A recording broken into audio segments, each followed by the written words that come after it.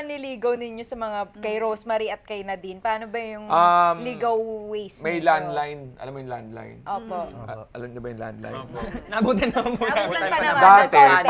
bago ako magka-landline nung 80s, 2 years ang application mo sa PLD. 2 years. Pagka nagka-landline, pagka nagka-telepono ka, ikaw ang pinupuntahan sa bahay ng mga kaibigan mo. Pwede kang magmayabang nun. Parang, pag ginalit mo siya, sasabihin mo, galit na tayo, hindi ka makakagamit ng telepono namin. Parang ganun. Ito ba yung mas nauna ba to sa beeper? Nako, easy lang ha. Marami ka pang di nalalaman sa buhay.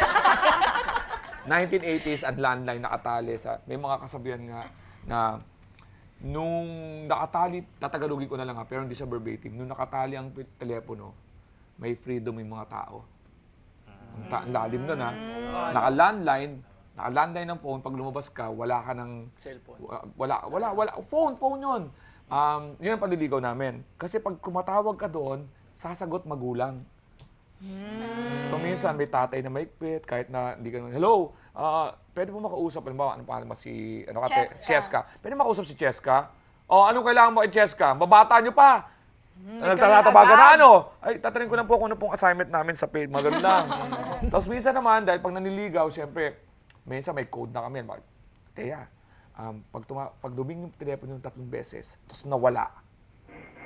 Tapos nag-ring ulit ng 2, nawala. Yung sunod na ring ako yun. Para alam yung code. Bukod doon sa landline, merong party line. Kaya bad trip ang party line. Ano yung party line?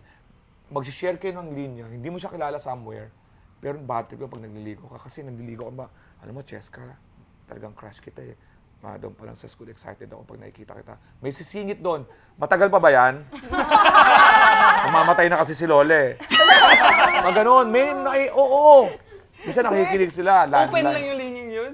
Hindi. Parang ikaw, sa bahay nyo, yung linya nyo, sa linya natin, shared. Para pag kailangan mo gumagamit, sasabihin mo lang naman, pwedeng paggamit. Para mas mura kasi yung ganon. Parang package. Wait, so ang hirap lang ng sexy time through phone. Walang ganon. Kasi layo mo naman. Ang layo mo Wait. Nasa ligawan pa lang Ligawan tayo pa lang, ha? Hindi, wait lang. Aminin nyo, sa henerasyon natin ngayon, wala nang ligaw-ligaw masyado, ah. Meron, I mean, Saan Masyado, nakatambay? ah. Depende kung saan ka nakatambay. Ligaw. Kung nag-Tinder ka, malamang. naman, Pero, Di ba? hindi, merong sexy time, pero, Paano? ang kagandahan nun, pwede ka manloko ng mga telepono dahil walang caller ID pa yun. Caller ID came mga 90s na yun eh. Saka yung beeper mo, it's mga around 90s na yun. Meron punta natin dyan. Pwede kang makipag-sexy time, pero gabi yun, syempre, parang, be-verbalize mo talaga.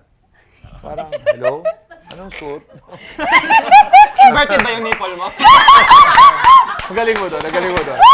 Yun talaga yun. Pero minsan may maluloko sa'yo, may hingay nga lang. Ganon dati. Yun. So, pwede kang mag-sexy time noon. Pero kailangan gabi. Tapos kailangan tahimik. Siyempre, bahay na dapat yung solo. Parang, tapos, hinahalikan na kita na ngayon. Mahirap kasi dati naging text. Ayun ang kumpara. Ang mahirap sa text, nagnalanasan nyo ba yung sex on text? Sino aamin? Ayun ba? Oo naman. Oo, di ba mga sex on text ay, hinahalikan na kita ngayon. Tapos babalikan ka nakausap mo, mali spelling mo dun sa... Pero, yun, landline. Tapos, lalo-lalo na, kung di man party line, may extension. Kasi social ka pagka wireless yung phone mo. Wow! May base, tapos nadadala mo na sa kansan. Kasi may may hangganan yung cord eh. Tapos yun. May rotary pa dati. Ang rotary yung... Tapos mawabalik yun. Naging naging push button, yung tawag ng telepono. Pero, kagandahan nun, wala kaming phone. So, lumalabas-labas kami sa labas. Yun ang mga... Ayun ang pinaka-meet up namin. Kalaro namin sa Patintero. Yung mga, tapos habol lang kayo. Tapos di ba, ililigtas mo siya sa mga pag siya yung taya. Pinoprotekta mo siya, parang gano'n. Alam niya na kagad na crush na yun pag gano'n. Yung pinagtatanggol mo, ba't mo ginagano si Teya? Tado ka. Tapos may mga tawagan kami sa labas. Halimbawa, nasa labas ka, dadaan ka sa bahay namin. Para malaman kung nasa labas ka, may mga senyasan yan. Minsan parang, yan, ibig sabihin, nandun yung barkada. Kaya pahigop. May sipol kasi, nahuli na ng mga parents yung sipol. Diyan na may mga kaibigan mo, i-reverse namin yung parang, Ang tayo namin kabag nun, may kabag talaga kami sa bagay. Mabarkada, may kabag. Tapos letter. Letter. Ay, cute naman. Yung letter, tapos yun, yung pag gusto mo malaman kung crush ka, slam book, papasagutin mo. Name, birthday, favorite color. Motto. Pero Yeah, ang interesado lang ka doon, who's your crush? Yan, Mga yan. favorite. Yun ang mga ligawan namin noon. Pero, dati kasi, ang pinaka-social na pupuntahan mo noon, para sa mga teenager, na katulad ko ng mga 80s, 90s, McDonald's. Oo. Bago pa McDonald's nun. Oo, social ka pag nag-McDonald's. Oo, bago pa yung McDonald's, saka pag-iipunan mo talaga yung McDo nun.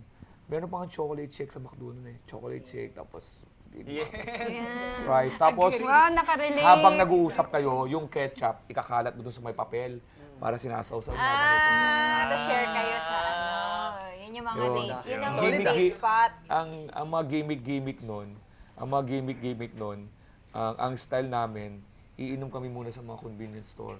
Pre-game. Para mura. Ang galing pre-game. I like this guy. Parang ginagawa rin naman eh, no? O, tapos saka kami gigimik. Parang, yun ang mga, yung beeper mo, niyan, ang ginawa lang ng beeper, para alam niyo yung purpose nun, hindi kayo maipag-communicate sa beeper. Sinasabi mo lang sa beeper na, uy, tatawag ako sa'yo. So, para malaman niya. Notification lang Oo, siya. okay, ipipage ka lang na, where are you? Para ganon. Kasi, kaya nakakailang ang beeper, yung message mo, idadaan mo sa operator. So kung nagsasabi ka ng feelings mo, hindi mo kakilala yung sumasagot, pero parang hi, 1798. Oo. I love you. Tapos sasabihin siya, papareport pa. Paano po i-spell yung I love you, sir? L-O-V-O, L-U-V, mga ganon. Oo, minsan kakausapin, sumasagot siya, I love you. Tapos, yun ang pager na sinasabi mo. Easy call, Islacom. Yun, mga ganun yun. Yun yung So, ang beepers. hirap pala kapag no? Kapag may pag-meet up ka, na kunwari biglang magka-cancel ka, ganun. Let me explain something, no? Kaya ang friendship ngayon ng mga katulad nyo is, sa tingin ko yung panahon namin, mas build on trust. Mas matibay. Why? Bakit? In English ko lang yung why. Bakit? Why? Kayo, pag lumakad, gimmick kayo ngayon, gimmick tayo bukas hindi nyo sinasara kaagad kasi alam nyo may phone eh. Sabihin nyo lang, bukas gimmick tayo. Anong oras? 6 p.m. Wala mo ng details, pero kinabukasan, guys, asa kayo? On the way, kaya nauso yung on the way, kahit di pa 5 minutes, tapos saka pa lang mag-clear. Saan ba? Waste mo nga para sigurado, para ganun. Ayun. Kami, tropa tayo. May laan tayo. Kailangan natin magsara ngayon. 5 p.m., McDonald's, Glorieta. Yun ang huling usapan natin. So, bukas. Etong oras na to, magkikita tayo bukas 5 p.m. Yan ang huling kita natin. Kaya build on trust. Wala Wala nagpe-flame. hindi. Ganito mangyari. Mapupunta ka na sa McDo kinabukasan. 5 p.m. Wala pa yung mga tropa mo. Hindi ka alis doon. Kasi alam mong may usapan kayo eh. Mga 5:15, sinasabi mo, ba't kaya wala pa sila? 5:30, sasabihin mo, tama pa ito McDonald's. Build on trust.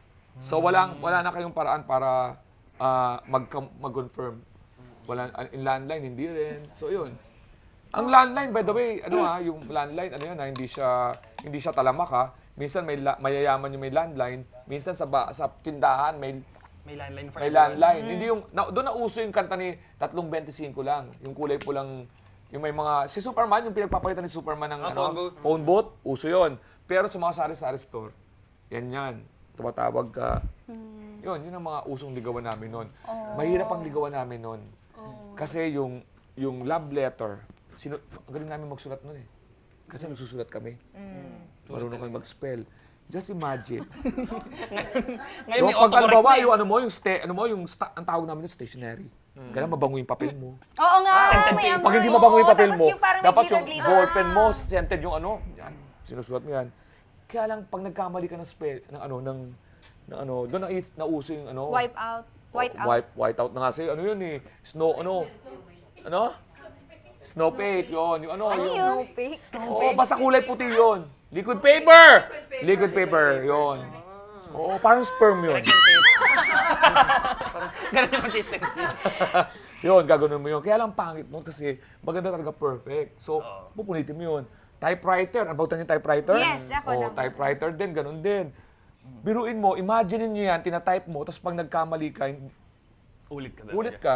Tapos kaya hindi mo masasave, papel lang siya. Yung mga report nyo, imagine nyo, papel lang siya. Tapos yun. Imagine nyo yung Google nyo nasa libro, encyclopedia. Ito ang kapal. Yes. Grabe, no? Yeah. Pahirapan talaga. Yun ang pahirapan noon kasi love letters. Tapos meron ka naman, alam mo yung wrapping paper? Map, paper na may square-square. Lalagyan mo yun ng mga heart-heart, pero iniiwan mo yung mga blanco. Pag linayo mo, nakalagay yun, I love you. Ayoko! So sasabihin mo sa nililigawan mo, pag ganun, I love you. Tapos pag malapit, hindi bababasa ng parents yun. Pero kailan may code yun. Tapos may ginaganon-ganon pa yung... Ay, yung gano'n-gano'n. Ay, Tapos pucha. pili-pili ka, tapos may gagamba-gagamba pa. yung mga- Kanya-kanyang diskarte para magdago sa Sarap parents, nun. no? Sarap ng buhay. Oo. Sa yung mga